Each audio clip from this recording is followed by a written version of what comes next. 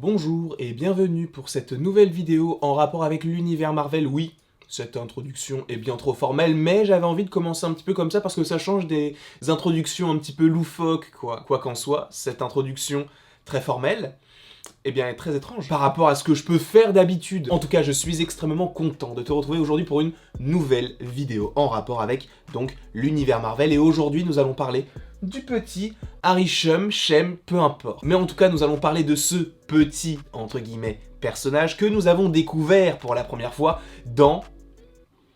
je ne sais plus. Que nous avons découvert pour la première fois dans le film Eternals. Alors il est vrai que ce n'est pas le seul Céleste que l'on a découvert dans le film, et même dans le MCU en temps général, puisque je vous rappelle que le père de Star-Lord, Ego, est un Céleste, tout comme la tête de l'astéroïde Nowhere dans Les Gardiens de la Galaxie volume 1 et dans Avengers Infinity War, qui est donc la tête coupée d'un Céleste, mais on a eu également le personnage d'Ezon, le chercheur, donc au moment de la présentation des pierres de l'infini par le collectionneur. Très bien, on connaît un petit peu tout ça. Cependant, il est vrai que c'est dans le film Eternals qu'on les a découverts pour la première fois réellement. Parce qu'il est vrai qu'on s'était dit, du coup, les Célestes sont très très grands, mais d'un point de vue de la Terre, comment est-ce que ça va être possible?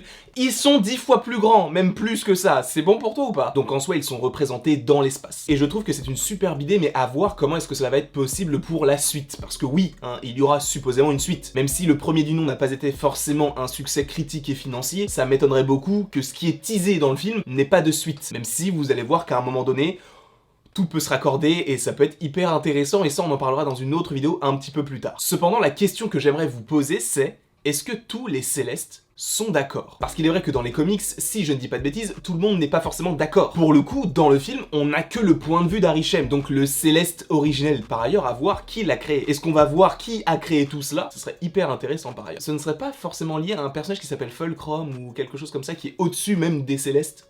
Je crois que c'est même un barman, mais je vais me renseigner. Mais donc, est-ce que dans Eternals 2, nous ne pourrions pas avoir une sorte de procès, un jugement? Parce que je vous rappelle qu'à la fin d'Eternals, Arishem vient sur Terre pour récupérer les 3 derniers éternels qui existent sur Terre, parce que je vous rappelle que oui, Sprite est toujours sur Terre, mais elle n'est plus une éternelle. Et justement, il récupère Kingo, Cersei et Phastos pour leur dire: je vais aller dans vos souvenirs pour donner mon jugement de savoir si la Terre mérite de vivre ou non. Parce qu'il faut se rappeler que dans le film, il y a donc un Céleste qui dort au sein même de la Terre, et la Terre est une sorte, entre guillemets, d'ovule, et donc va devoir exploser pour laisser place à Tiamut. Par ailleurs, si vous voulez une vidéo sur tous les Célestes qui existent, eh bien je vais vous la faire. Et honnêtement, si vous ne les voulez pas, eh bien juste vous ne regardez pas la vidéo. C'est tout! Tiamut, lui, par rapport à son histoire dans le film, c'est assez étrange ce qu'il s'est passé, comme si, alors peut-être que je l'ai mal compris, mais en tout cas c'est comme ça que moi je l'ai perçu, comme s'il faisait équipe avec les Éternels face à Ikaris et Arishem du coup. Je me dis que ça peut être hyper intéressant pour la suite. Je m'explique. Il est vrai,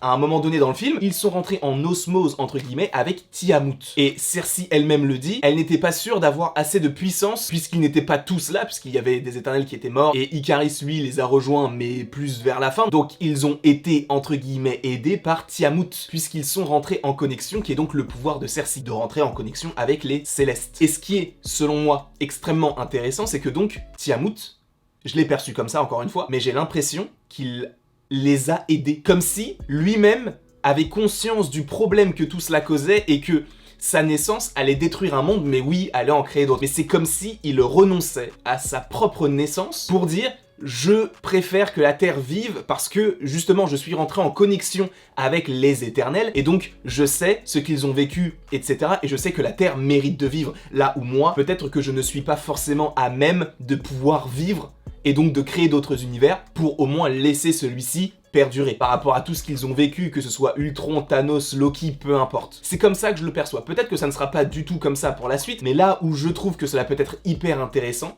c'est d'avoir une sorte de jugement. Parce que là, on a Tiamut qui a peut-être changé d'avis par rapport à sa naissance et qu'il est rentré donc en lien avec les Éternels qui ne voulaient pas forcément sa naissance. Et donc peut-être justement que cela va créer une sorte de discorde entre guillemets entre les Célestes. Parce que oui, des Célestes, il y en a, je crois, une dizaine, peut-être même plus. Il n'y a pas que Arishem, parce que même dans Eternals, on en voit plusieurs qui arrivent à créer des univers. Donc on sait qu'il y en a beaucoup qui existent. Et ce qui serait très intéressant, et ça, je tiens à parler donc d'une personne qui était venue à la fin de notre projection d'Eternals, je ne sais plus comment tu t'appelles, j'en suis vraiment confus, mais tu te reconnaîtras si tu regardes cette vidéo. Ce n'est pas moi qui ai eu l'idée, et je trouve que l'idée est folle visuellement parlant, c'est d'avoir du coup le jugement avec la Terre, qui est en plein centre de tout cela, et la plupart des célestes qui sont là pour juger la Terre. Pour le coup, visuellement, ce serait incroyable d'avoir des célestes tout autour de la Terre qui sont 10 fois, 20 fois plus grands que la Terre, et qui sont en train du coup de savoir si la Terre mérite de vivre ou non. Et donc, honnêtement, je trouverais ça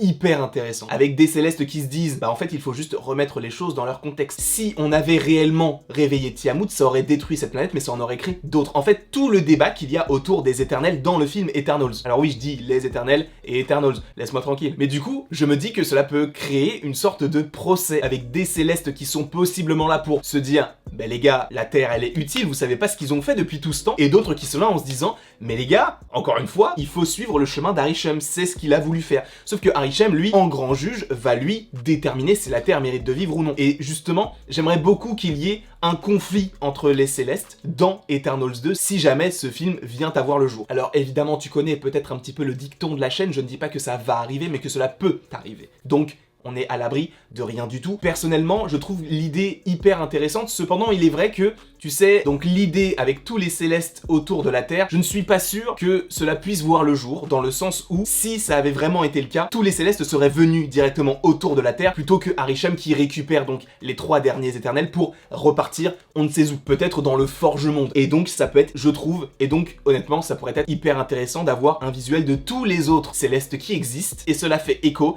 avec une autre vidéo que je vous avais teasé sur Twitter il y a de cela peut-être 2 mois, où je vous avais dit, je prépare une vidéo en rapport avec Eternals, Shang-Chi, je crois qu'il y avait également Marvel Zombies, What If, et il y avait un autre programme, mais je ne sais plus lequel, peut-être Doctor Strange 2, honnêtement je ne sais plus, mais je vais vous faire cette vidéo là. Honnêtement, elle peut être assez intéressante et j'espère qu'elle vous plaira. Peut-être même que l'on aurait d'autres éternels qui seraient présents pour ce procès. Les éternels qui peuvent donc rentrer en contact avec les célestes. Comme Ajak par exemple, que l'on ne reverra possiblement jamais. Ou peut-être donc Eros, donc le frère de Thanos. On a vu dans la scène post-générique jouée par Harry Styles. Ce sont des choses que j'aimerais voir et peut-être que donc Cersei ou Phastos ou Kingo, qui eux sont vraiment attachés à la Terre, vont pouvoir plaider la cause de la Terre. Et peut-être même, alors ça peut être encore un petit peu plus complexe, parce qu'on se dit, bah s'il revient, en fait, ils pourront revenir tout le temps, et c'est un peu dommage de tuer des personnages pour les faire revenir à chaque fois, mais on pourrait possiblement avoir le retour d'autres éternels qui sont morts, comme peut-être Icaris, même si j'en doute fortement, ou peut-être même Gilgamesh, parce que ne l'oublions pas, l'acteur donc qui interprète Gilgamesh dans Eternals, apparemment, il pourrait revenir pour d'autres projets du MCU. Mais donc, est-ce qu'on ne pourrait pas peser le pour et le contre de la Terre dans un Eternals 2